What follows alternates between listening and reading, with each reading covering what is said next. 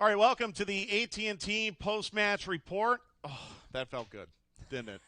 We needed that. Needed right? one of those. Yeah, 2 goals by Pity Martinez, 2-0 win for Atlanta United over Nashville SC. So Atlanta United has 2 wins over Nashville, the 3 wins they have on the season. But I got to tell you, I mean, Nashville, they had 2 clean sheets against Dallas in the last 10 days. The last time they conceded was in Portland back in March. Portland, who went on to win the MLS's Back tournament. So to score twice against a team that defends that well, I think that's a very good sign. Yeah, 295 minutes is what Nashville got to without conceding a goal. They went to Dallas twice and didn't concede a goal. This is a really well-coached team under Gary Smith, really well-organized. They've invested heavily defensively to start off. Not many expansion teams do that.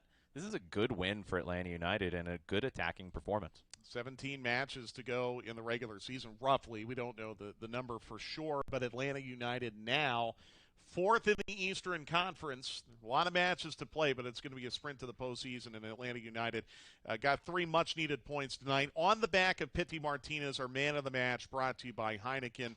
2 goals, 2 kind of different goals, but both incredibly good finishes. Pity. Confident performance from Pity Martinez tonight. This is all created from a great ball from Eric Remedi, but the first touch gives him that opportunity to cut Walker Zimmerman in.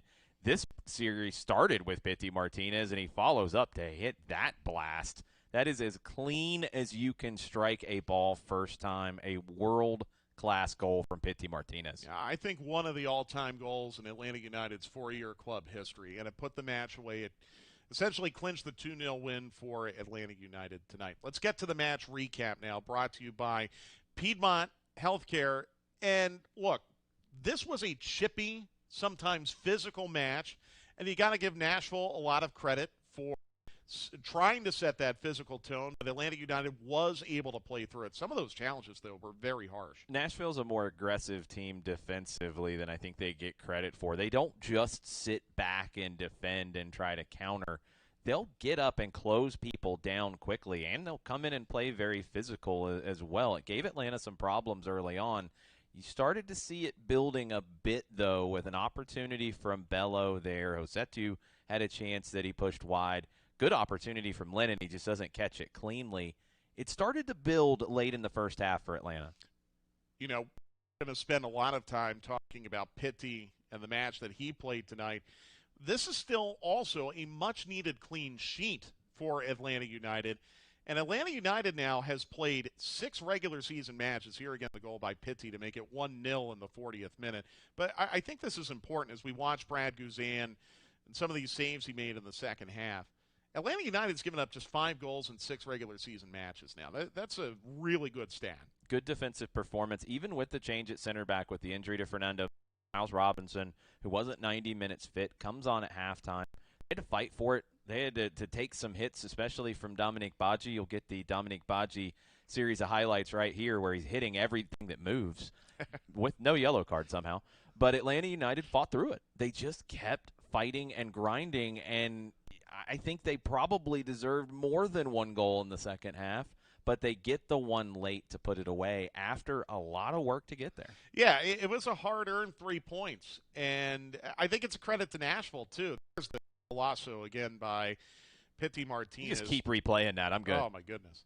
And then right at the end, Kubo Torres, we talked about this on the radio broadcast. Again, the match recap brought to you by Piedmont Healthcare. I liked the fact that when Kubo came in at the end, there was a real conscious effort, at least it appeared, to feed Kubo, try to get him going, because he's going to be vital for this team over the next couple of weeks. Felt like the attack clicked a little bit better when Kubo Torres came on. He was immediately playing 1-2s with everybody around him. Pity Martinez tried to feed him, put him in behind the back line on the goal that Pity ended up scoring.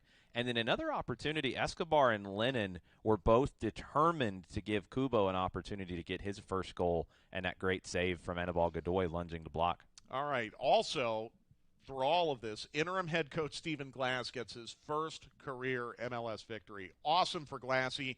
He had some short remarks after the match on the pitch, brought to you by Children's Healthcare of Atlanta. Yeah, delighted. I think the energy the boys showed as well. We're playing against a team that's played 2 games recently. We've not had that prep time. We've not had a chance to play against teams. But to be able to keep producing that and the energy at the end, we're unlucky not to score a third. But it was a good game overall, and we're pleased with how it finishes. So counting his time with the twos, that's now 10 professional managerial wins for Stephen Glass. The post-match interview brought to you by Children's Healthcare of Atlanta. You know, on the Children's Healthcare of Atlanta pre-match report, we played a comment from Glassy that kind of downplayed the significance of Nashville getting those two competitive matches in Dallas, Atlanta United not playing in a month. In a way now, it almost seems like Glassy was playing possum with us a little bit. A little, but when Gary Smith was waiting for this lineup to come out on the Nashville side of things, you didn't know what you were going to get. True. And the way it was portrayed on, statistician sites, out on the social media sites, nobody knew until we saw kickoff what it was going to look like. That's difficult to prepare for it. Yeah. He kept that under wraps. He did. Ezequiel Barco, by the way, we learned he suffered his knock in training on Friday. That's why he wasn't in the team tonight. Jurgen Damm just not quite there yet. They want to give him a little more time. Remember, Jurgen had not played much prior to the soccer world stopping. And we'll keep our fingers crossed on Fernando Meza, who left the match at halftime with an apparent left knee injury. Miami won tonight over Orlando City. They now have their first win in club history, which may take the pressure off of them a little bit Wednesday night when Atlanta United goes down there, but they're probably going to have a lot more confidence as well. Yeah, Julian Carranza gets his first 2 goals in MLS. Big, promising young forward for them. They've needed somebody to find the back of the net. If Carranza starts doing that on a regular basis, that frees up Rodolfo Pizarro to be that dangerous player that we expect. And you've got 2 of the most talented players in the league on Wednesday night going head-to-head in Pity Martinez and Rodolfo Pizarro.